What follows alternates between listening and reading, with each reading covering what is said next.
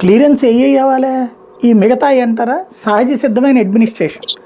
సహజ సిద్ధమైన అడ్మినిస్ట్రేషన్ చంద్రబాబు గారికి ఎందుకు, అది వాళ్ళే చూసుకుంటారు అధికారులు.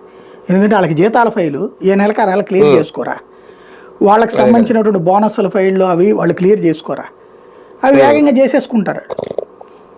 ఇక ఈ మెయిన్ ప్రతి దానికి ఒక ఆర్థిక అంశం ముడిపడి ఉంటుంది, విధానపరమైన అంశం ముడిపడి ఉంటుంది.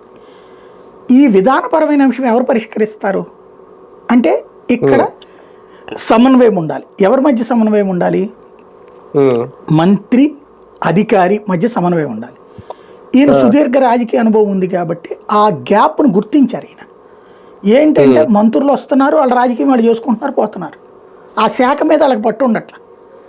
ఒక మంత్రి పేషీలోకి వచ్చి కూర్చున్న దగ్గర నుండి ఆడి పని ఈడి పని అని వచ్చేసి మంత్రి పేషి పొద్దునుడి సాయంత్రం దాకా ఆయన వచ్చేదే 2 రోజులు 3 రోజులు కూర్చుంటారు ఆఫీస్లో.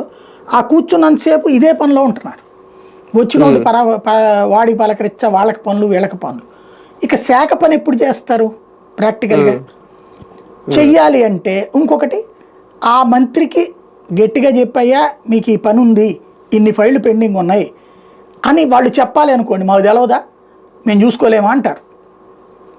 ఒకప్పుడు ఐఏఎస్లు ఉన్నారనుకోండి, ఇది అత్యవసరంగా మీరు చూడాల్సిందే సార్, మీరు ఒక 10 నిమిషాలు టైం ఎక్కువ పెట్టుకోండి సార్ అని చెప్పేవాళ్ళు.